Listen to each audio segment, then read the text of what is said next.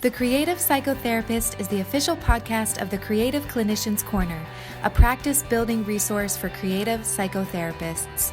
TCP Podcast is the cast for creative, expressive, and experiential-focused psychotherapists curious to learn how to design, build, and scale a thriving private practice.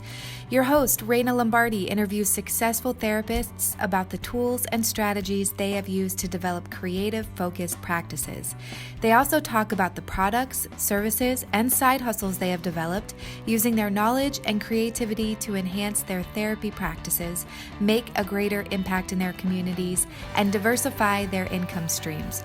Welcome. Now here's your host, Raina Lombardi. Thanks so much for listening to the Creative Psychotherapist podcast. I'm your host, Raina Lombardi, and I am very excited to welcome my next guest. Now, she is licensed in 2 states, which is really interesting and cool. And so we're going to talk a little bit about that. Please welcome Janet Bayramyan. I hope I'm pronouncing that correctly. Thank you for having me on, Janet Bayramyan. Yes. Bayramyan. Okay, thank you. Mhm. So Janet's a licensed clinical social worker in California and in Florida, and she works from a trauma-focused perspective. And she's committed to supporting individuals and couples through their healing of past and current distressing events. She is certified in EMDR and also trained as an attachment focused EMDR, havening techniques, and other trauma modalities. Using EMDR, she helps clients understand and process the impact of trauma and move through states of protection and connection in their nervous system to establish an embodied sense of safety. She's also certified in cognitive behavioral therapy and trauma focused cognitive behavioral therapy. Viewing relationships through an attachment oriented lens, Janet helps individuals and couples develop healthy boundaries and communication skills. She's trained in both sex and relationship therapy, and she always takes into consideration the impact and importance of one's culture on relationship and sexual wellness. Her process in working with clients is both collaborative and flexible. And she believes that therapy should be supportive, trauma informed, and should be culturally sensitive and consider all the layers of one's identity, including gender, race, and sexuality. And she is an owner of a private practice as well. So welcome, Janet. Thanks so much for being here. Yeah, thank you for that intro. Well, you have quite a background in history. How long have you been practicing? I have been practicing, if we include my experience during graduate school, since 2014. But I've been licensed since 2019. So I've had my private practice for 2.5 years, going on to 3 years now. Wow. So you've accomplished a lot in that short period of time, investing in yourself and additional training. Those are all, all of the EMDR and the other trauma modalities typically aren't covered in our graduate programs. No, they're not. So I was very committed to being and becoming a strong clinician. I was very inspired actually by a lot of the clinicians that I personally saw from my individual therapy. So I felt like I wanted to sort of embody that as well. So I committed to really doing my own clinical growth during that time in clinical education in the beginnings of my career. Mhm, mhm. And um, I'm assuming that it's been helpful and has paid off because you're still practicing. And Yes, I practice virtually. It has paid off, and I'm really grateful because although people ask me all the time, like, how do you do trauma therapy? That must be so challenging. Do you get burnt out? And the answer to all of those questions is yes, it is challenging. I do get burnt out Mhm. sometimes, but at the same time, it's just so rewarding to walk people through that journey in their own recovery and their own healing. Mhm. Yeah, I just had a really wonderful conversation with another therapist, and we were talking about how to how to build resilience, particularly when working with trauma, and like when our nervous systems are getting activated in the room. And it was really wonderful conversation. And it was all focused about like awe and gratitude and the research there that's connecting with that, and empowering therapists to prevent burnout through Mhm. outward connecting, but kind of vacillating between an inward process and an outward process. It was really fascinating. Sure. Yeah. So, what would you describe as a modern therapist? That is a great question. I feel like that term has been thrown out there in the last couple of years. For me personally, I think about my graduate education and some of the training I got early, as an associate social worker. And I remember, being told and explained like the very old school traditional psychotherapy model of like you're a blank slate. Don't put your own biases in the room. Don't necessarily share like your personal opinions about things. And I tried it, and it didn't really connect with me personally. Mhm. And for me, after that, I truly tried to show up more authentically. And I had other great clinical supervisors that really validated that for me and encouraged it, actually. And it made such a world of a difference. And, I know research shares that so often the relationship with the client is so much more important than being a blank slate. And we see more recovery, when we can bring ourselves in the room too. And so I just define being a modern therapist as just being real, being human Mm. too in the room. I also think about, how our boards are kind of behind in certain ways when it comes to, for example, there's a huge therapy scene on Instagram and TikTok and, all of the Yeah. social media that's out there.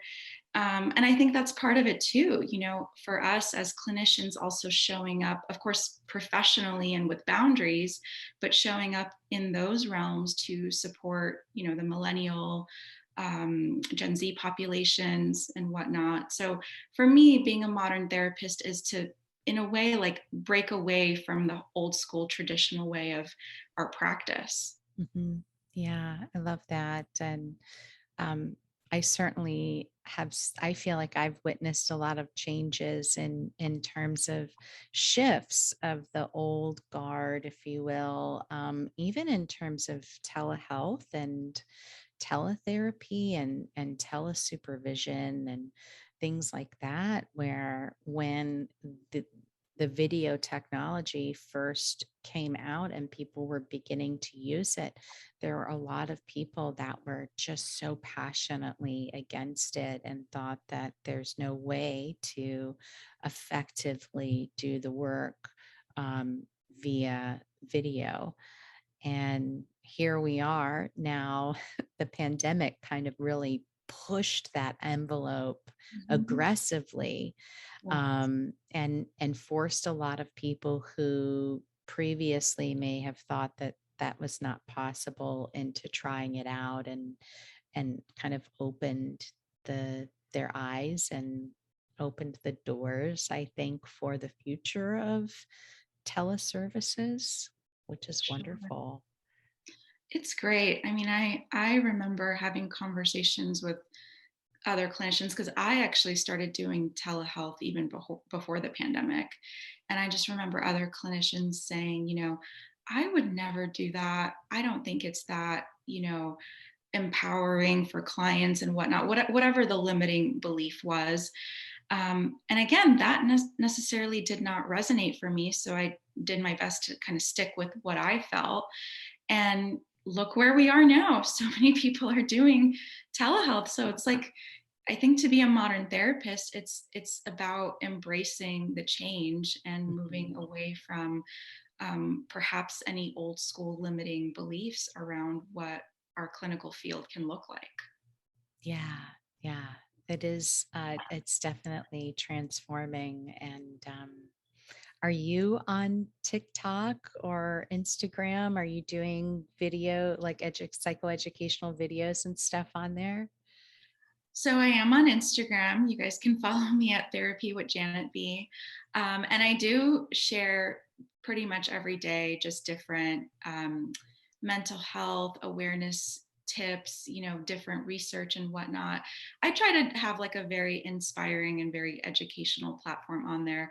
I'm a millennial, so I very much connect with that. But with TikTok, I've tried it.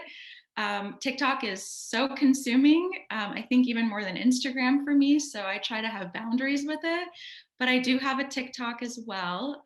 Therapy with Janet, I believe, is my handle. And I have a couple videos on there. I'm a little more active on Instagram, though. Oh, very cool. I I've spoken with quite a few people that are using TikTok and really excited. One of my supervisees was using TikTok um, almost as a way of connecting with some students. They were working in a school setting, but it was like inspiring videos that if they wanted to, they could, watch and get information from outside the therapy room. And I think it really um, it further built the relationship between the student's trust, client's trust in her. Yeah, particularly with TikTok, or I think, as you're doing here for clinicians that also have their own podcasts. I've heard this before too, where prospective clients or prospective supervisees and whatnot might reach out and say, I feel like I already know you because I follow you on these platforms. And sometimes that can absolutely support even more like the rapport building that we do with our clients. So I think these platforms are great. I'm so happy that people are finding inspiration on there. The only concern I have with these platforms, though, is particularly when there's like information about a clinical diagnosis and clinical trend and whatnot, that perhaps people are almost like diagnosing themselves, which I think that's not healthy either, the self-pathologizing. That would be my only concerns with the platform. But otherwise, I think having a lot of information about mental health is great. Yeah, I agree. And I mean, certainly people do that by going to like the Medscape and all of those kinds of websites and stuff too. It's always important for people to seek out a professional if they have concerns. But Right. it's great that we have these avenues of creating greater awareness, which I think helps destigmatize the idea of going in for therapy and being somebody who's participating in therapy or has participated in therapy. For sure. For sure. Yeah. So, what is it like for you having a license in two states? And maybe can we talk a little bit about some of the pros and cons of that as a practice owner? Yeah, let's talk about it. It sort of happened by accident for me. I never planned to be licensed in multiple states when I was starting this process. I completed my clinical education in Los Angeles at USC and did all of my hours in Los Angeles, which California has very strict requirements. I'm just going to put it out there. As an associate social worker, I had to do 3,200 hours of clinical work under a clinical supervisor. So your jaw is dropped right there. So I can tell you it's a lot. Yeah. Um, But what ended up happening for me is I got licensed in California, and then shortly thereafter, I got licensed in Florida because my partner at the time was moving to Florida and I was planning on moving with him. So I decided to also get licensed in Florida as well. The licensing process is so tedious. So I'm just, validating anybody who's been through this before. um, but essentially, I would say a big pro of having licensed in 2 states, I know a lot of people now are licensed in multiple states, is just having a wider reach, being able to support, for me at least, I can support any resident of California, being able to support any resident of Florida, via telehealth. I always thought that, having that wider reach has been amazing. Of course, with the pandemic, more and more of us are doing virtual therapy. So we can work with someone in a different city, which is amazing. That's definitely a huge pro. Some other pros to it, I mean, for me at least, I feel very lucky because I have a great network of clinicians that I can turn to in both states, so I love the community aspect of it. Even the community that I find on Instagram, for example, of other therapists in both states. So that's been really lovely to have as well. Some of the challenges I would say, at least at the beginning for me, is both states have different rules and different laws. So I had to learn the differences between the rules and laws of each state. For example, the child abuse reporting policy, certain things that are considered abusive in California may not be considered a child abuse report in Florida. For example, like the corporal punishment thing. Mm. That was something that was a little bit nuanced. The way that we manage if a patient discloses that they're HIV positive. In California, we have to maintain confidentiality. Florida has a different perspective on how to manage that. So, understanding the nuance of the different laws is very important when you're licensed in 2 states, and we can't assume that the laws are the same. Mhm. Also, the way we potentially may hospitalize someone if they're a safety risk to themselves or others. In California it's called a 5150, in Florida it's called a Baker Act. So understanding the two different processes is so important. So there's going to be a lot of that at first, just understanding the different rules and ethics and whatnot. Some other challenges too, for me personally, was when I first started being licensed in a couple of states, is I was a little bit sort of like shell shocked as to how the different populations of the different states, like, for example, thought about therapy. So to kind of give an example, and I think this is changing now, I don't think it's like this anymore, but coming from LA, California, it's very progressive. Therapy, like everyone has a therapist here for the most part. And people go to therapy truly to be more introspective, to learn about who they are, to understand themselves better. Yes, sometimes it is for a crisis or a particular issue, but generally speaking, when clients start therapy here, they want to be in therapy for a long time. Versus in Florida, when I first started, and I think this is changing, when I first started a couple years ago when I moved, mainly the population was just wanting to come in for like a specific issue and then deal with that specific issue and then sort of be done with therapy. And that was a bit shell shock for me because I'm used to like, I want to work with you. I want to be in therapy for the next year and like improve myself and understand myself better. So that was a little bit hard, like understanding each city where you are, or even like each state and their understanding of what mental health and therapy is. That's going to be something that's going to be a learning experience, because me coming from California, I have a particular view of therapy, but maybe like if I got licensed in Arkansas, perhaps it's a completely different perspective on therapy. So that was a challenge. Yeah, no, those are really good points. That's something I never would have even thought about or considered, but it totally makes sense. Yeah.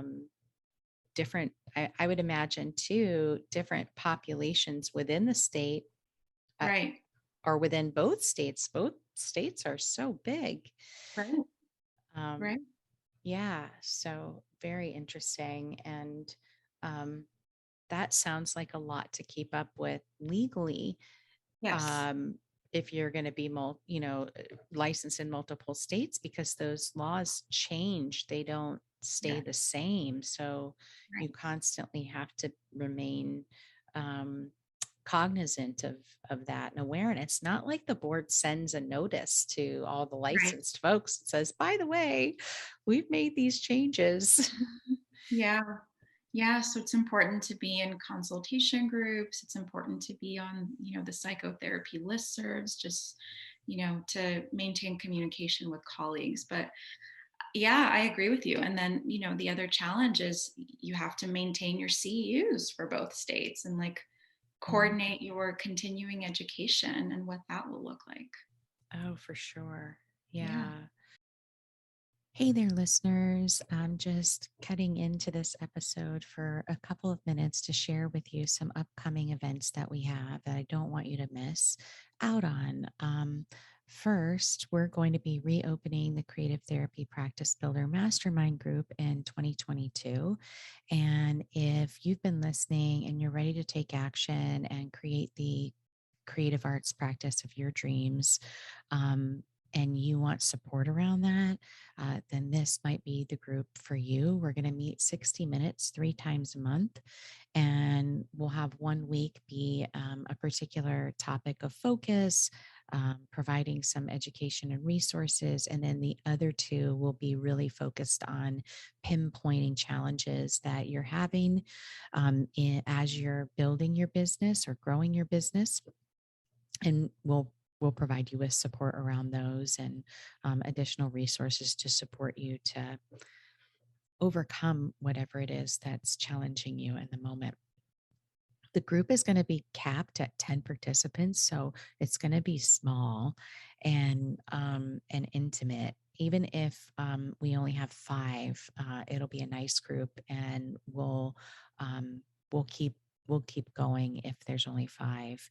And so, in order to sign up for that, you can head over to creativeclinicianscorner.com/mastermind dash group, and you can check that out there. If you are unsure of if that would be a good fit for you, that's totally understandable. That's why I have created a 3-night practice building kind of immersion workshop series, and I'll be offering that on December 7th, 8th, and 9th from 7 to 8 p.m. Eastern Standard Time that week. And each day we're going to be covering a different topic. The first day is going to be focusing on your dream practice visualization. We'll do some creative art making around that. The second night, we're going to be talking about money mindset and the shifts that will be beneficial as you think about your business needing to generate a certain amount of income.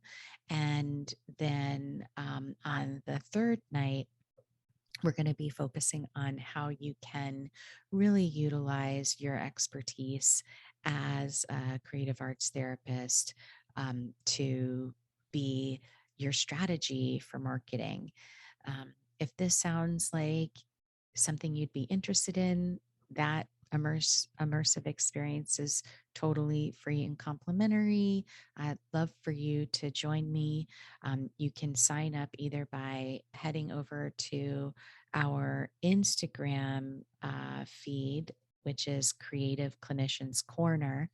And there you'll find a post with the link to RSVP, or you can head over to the creativeclinicianscorner.com, and under the lab tab, you'll find the RSVP for the immersive experience there too. And I look forward to seeing you then. Yeah.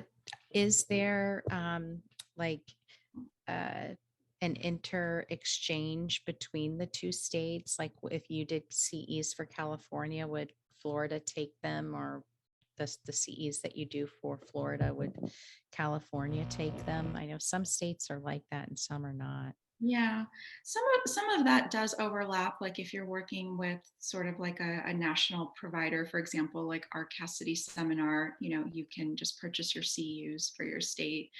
But if, for example, I do trainings with some of my colleagues here in California, and they're only providers for the California license, so that wouldn't overlap with Florida. So that's the other piece. You have to be very organized with what's accepted in each state with each board for your Yeah, license continuing education.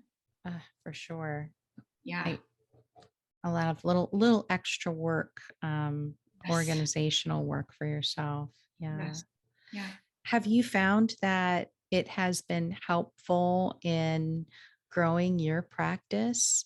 I obviously, if you started in 2019, then the pandemic rolled out, and so everybody's.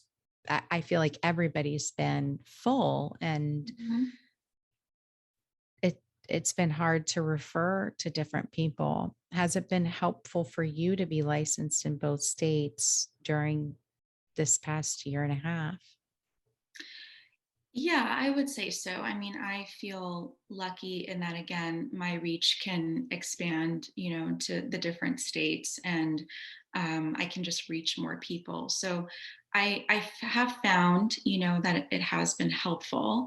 I have found, though, too, and I don't know how you feel, Raina, the conversations you're having with your colleagues, but these laws with having to get licensed in each state just seem so outdated, you know um, because like I've gotten calls from people even in states where I am not licensed, like people in New Mhm. York or South Carolina even, and I don't know how they find me. I don't know how Sure. that works, but and I explain, like, I can't work with you because I'm not licensed where you live, and it's confusing, and they're like, but why? Like, we can all Zoom now, and I'm comfortable with it.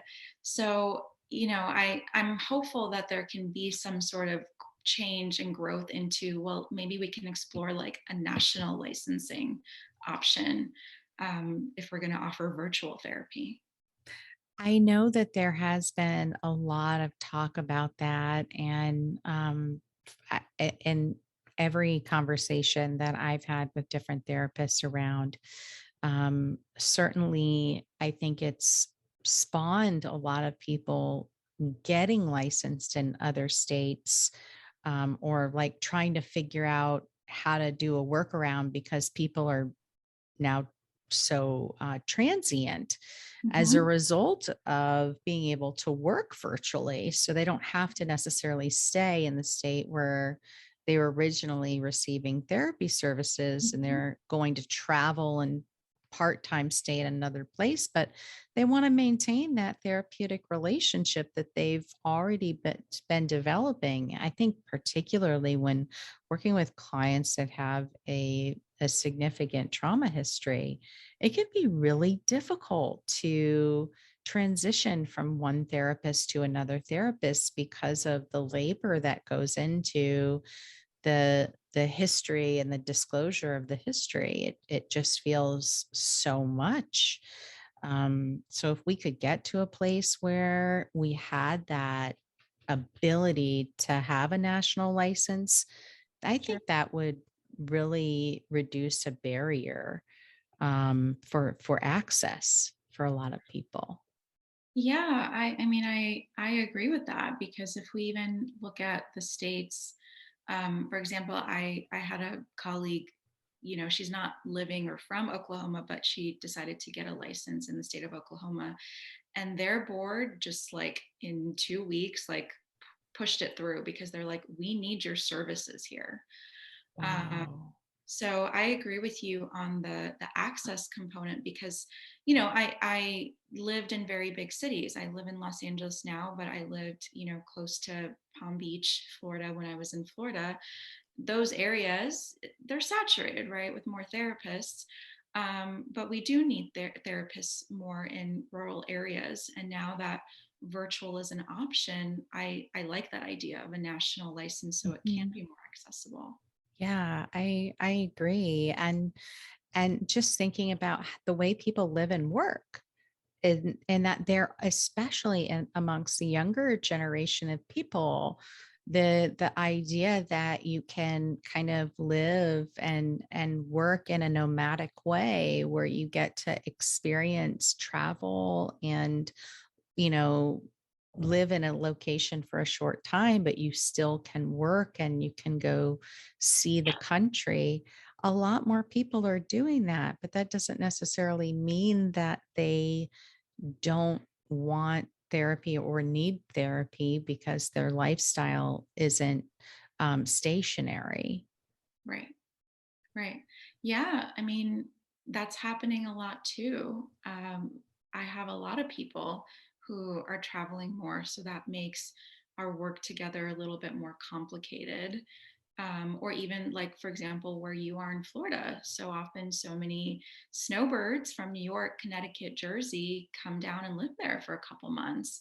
So it's like, then you have to find somebody licensed in both of those states if you want to work with the same person year round. So yeah, I wish there was more flexibility and nuance with our licensing. Well, hopefully, hopefully those changes will start to surface. And I know it just takes time for big change like that to occur. But one can hope. Um, we have to be able to respond to the way people are living Mhm. in order for them to receive quality care. It's not necessarily quality care to work with somebody for 2 months and to go work with another person for 2 months. And, Yeah, you it's know, true. especially if you're working from an attachment lens and Mhm. trying to do really intensive relationship repair work. For sure. Um, yeah. Yeah. So, how have you found, or what have you done to grow your practice during the pandemic? It seems like, um, in one way, it could be a great time to open and begin, but in another way, it could also be challenging. Um, what have you found to be helpful in growing your practice? Yeah, that's a great question. I mean, I think I just did everything that you're sort of told to do. For example, like, I did a lot of networking. I had to start from scratch truly when I moved to Florida because I did not know anybody there. So, I started attending networking meetings and showing people who I am and the kind of work that I do. Going back to the idea of being a modern therapist, I started my Instagram page and started promoting my work that way, and writing blogs, and again, making mental health a little bit more accessible, to everyone to share insight and information. Um, Other ways that I grew, I mean, there was a period where I joined a group practice so that I could just get a steadier flow of referrals. And that was what I did for a little while, to build my name and build myself up. Mhm. And again, given that our lifestyle is so technology based, I just really tried to take advantage of that. So I didn't necessarily fully depend on networking, but I depended on, having a really solid website and having, solid social media that I can, refer to for people to follow me and whatnot. So I really worked hard at trying to, get out of my comfort zone a little bit and try those different things. Yeah. That's so, I think that's like such a big part of creating and growing a practice. For most of us, we're really comfortable in the one-on-one, in Mhm. the room, and we're having like a natural conversation with somebody and it's intimate, but to go out to like a networking event that might not feel really comfortable. Yeah. So like pushing ourselves to do those things can really, one, it's growth for us. Mhm. But two, we're kind of practicing what we're asking our clients to do at the same time, Yeah, that's for sure. you know? So for therapists that are like just starting out and they're considering working solely virtual, um, what have you found to be the best way to market a telehealth practice versus, like a traditional brick and mortar? Yeah. So one strategy that I personally utilized was I actually didn't pick the zip code that I was living in to market myself. So, just to kind of give you an example, a lot of us therapists, we have a Psychology Today profile. And that's, it's a great website for whoever doesn't know about it to find therapists. You can type in your zip code or city and whatnot. And I was living in Port St. Lucie, so I was living. It's kind of close to the Palm Beach area if we're thinking like Mhm. city wise. But in that area, there wasn't, for example, like a saturated group of therapists like there would be in a bigger city like Miami, for example. Mhm. So that was something that actually really helped me because there were so many people in that area looking for EMDR. They were looking for specifically trauma therapy and they just couldn't find it. So, one of the ways that I would recommend if you're going to market is to actually, if you're going to do telehealth, pick a different zip code, pick a couple zip codes to market where perhaps there aren't as many therapists in that area or therapists with your specific expertise. That may be a good way to have people find you and learn Mhm. about your work, and you can do it virtually. That's Um, brilliant. yeah, that's one way, for sure to do it. Again, with being somebody who's a modern therapist, so often people will find you online. So it's going to be important to have a strong online presence as well. So, doing your best to have a solid website, doing your best to have your website on Google so people can find you that way. People can write reviews if they know you and know about your work. So having an online presence is also incredibly important, even just outside of the social media component. I agree. I think the only way to have practice and not be online is if you started your practice, years ago, Mhm. and you have like a really good word of mouth referral system already established. But if you're just getting started right now, it really is essential because that's how people verify who like Mhm. that it's a real thing, that you're a real place. Definitely, definitely. And it's not like people don't use the yellow pages anymore, where, like as a kid, that's where you would go, right? You would go to that listing. And now everything is online. So you really do need a good website. Or if not a good website, something. And I think like some different programs are integrating your ability to have like a single page as part of something else that you're paying for. Like if you have a simple practice EHR, they Mhm. have like a listing. It's very simple. It's not a whole lot, but it's enough. It's enough that you can send people there or people can find you. Definitely. Um, Yeah. yeah. Is there anything that you have found to be essential on your website that you get maybe a lot of time on, like people that come to your website spend a lot of time on that particular page or um, information? You know, I hear a mix of things. So I hear, for example, one person chose to work with me because she like really liked my bio, and she said, I really like that you have an emphasis on culture, and that I had like a line that I take that into consideration in our work together. And I thought like, wow, that's great, that somebody connected with me on that. I've had other people say to me like, I really love, the blogs on your website, and the blogs have Mhm. been really helpful. So often I think we also need to create emphasis on having content on our website that our prospective clients can turn to as a helpful resource. Um, and by the way, I mean, the more clicks you get on your website, the higher it ranks on Google too. So that's why it's important to have, solid content on there as well. And I haven't done too much of this, but I recorded like a little YouTube video, a little bit about myself, like 30 seconds.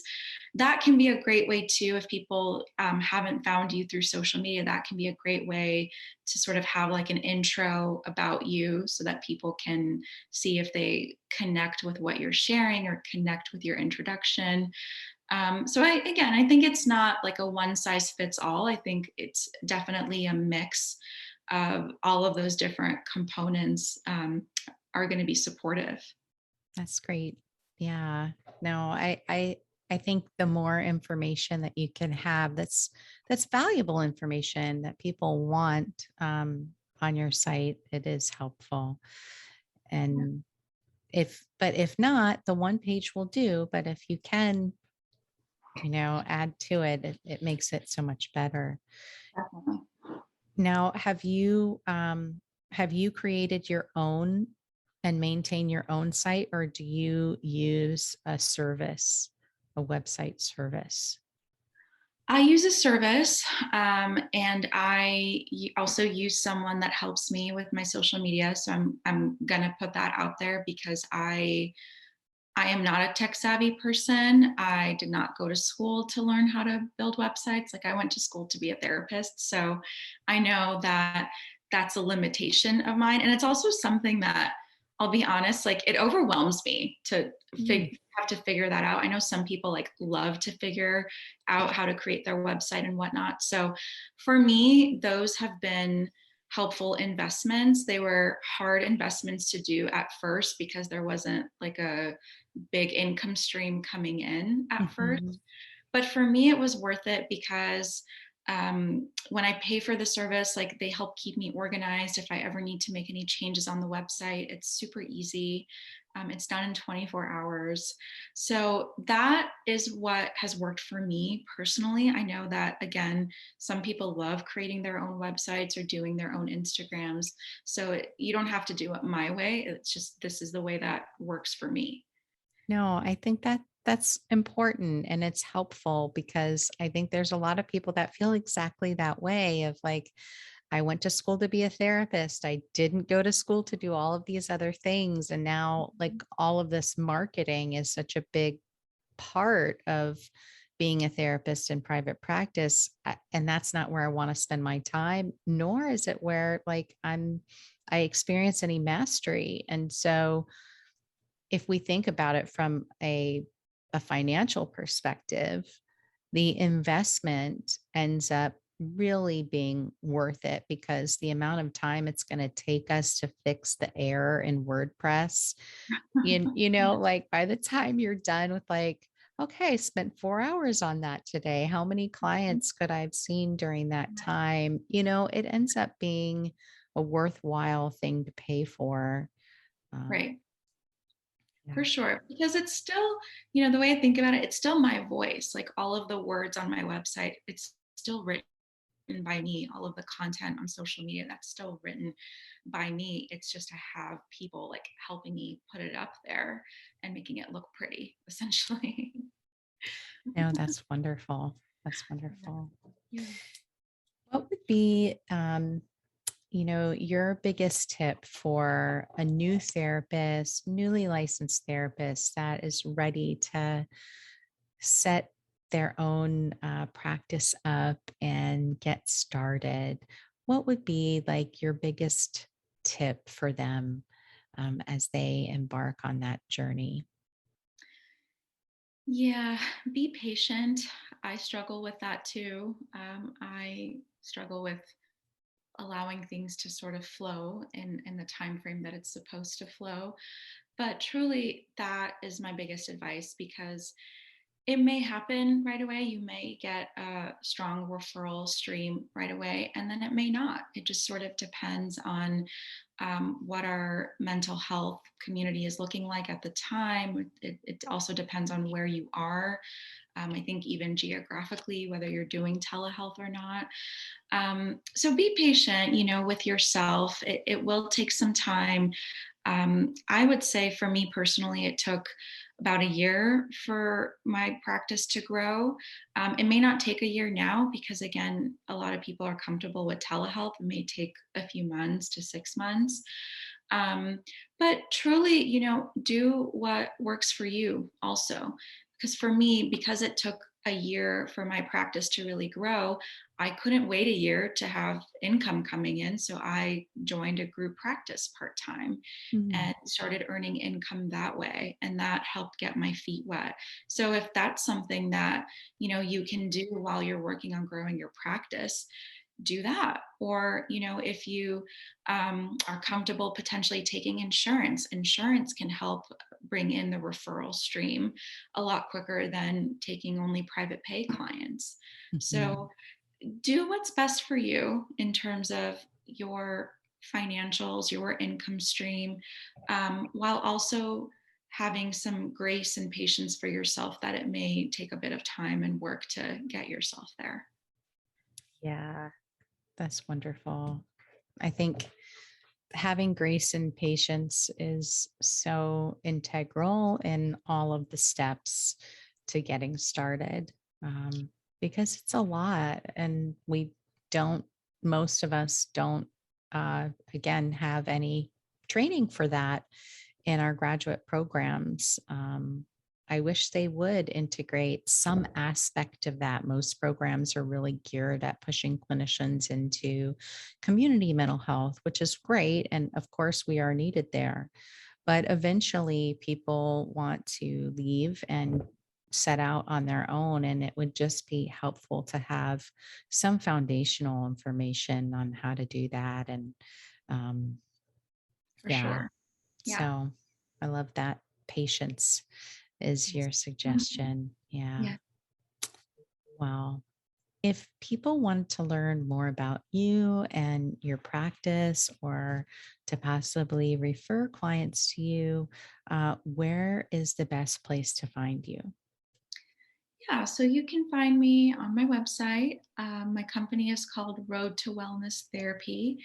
My website is roadtowellness.co, and it's road, the number two, wellness.co. You can also find me on my Instagram at Therapy with Janet B. You'll see a lot of my resources. You can link to my website through my Instagram as well. I'm very active on there, so definitely you can find me there with all of my mental health resources and updates and whatnot. So those are probably the best places to find me. Perfect. Perfect. Well, I am really appreciative of you taking the time to talk with me today.